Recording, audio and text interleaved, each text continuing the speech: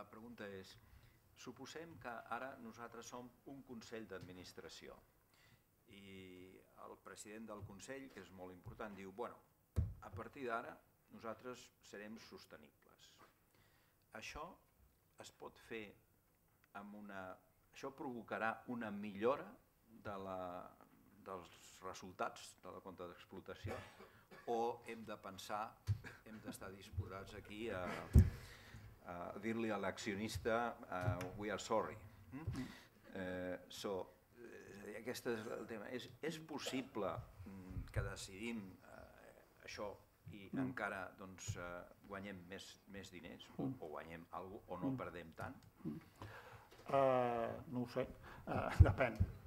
És a dir, jo crec que la pregunta és la sostenibilitat, l'aposta per la sostenibilitat per part de l'empresa és un cost o un benefici? Tradicionalment s'ha vist com un cost. Per què tinc que fer alguna cosa jo? Per què tinc que reduir jo l'impacte mediambiental de les meves activitats si això té un cost per mi i, en canvi, no en derivo un benefici directe de reduir les emissions de CO2, per exemple? Ara bé, això està canviant. Està canviant, primer, per un tema d'imatge, és a dir, la consciència mediambiental de la societat, de les societats riques, va a més. Hexagon fa aquesta presentació i ens la presenta en verd. No és per casualitat, és a dir, tots volem ser verds. Fins i tot el RAC que va de groc, ara vol anar de verd, també. Vull dir, per tant, hi ha un benefici d'imatge important. Tot i així, està clar que si volem ser sostenibles hem de fer inversions. I el tema és aquestes inversions en tecnologia, en millorar l'aïllament dels edificis, en fer que l'enllumenat gasti menys i per tant posem allà dispositius d'eficiència energètica. Aquesta inversió la recuperarem? I aquí la pregunta és depèn. Però hi ha un canvi molt important que a mi m'agradaria que és una mica com la idea, com l'aportació que ja puc fer aquí avui aquesta tarda. I és que jo crec que hem de ser molt conscients de que a mig termini, a curt i a mig termini, el preu de l'energia al món augmentarà de forma substancial.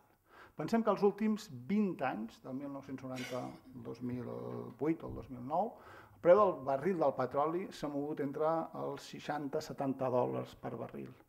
La previsió de l'Agència Internacional de l'Energia és que en l'horitzó del 2015-2020, amb tota probabilitat, el petroli està a 120-150 dòlars per barril.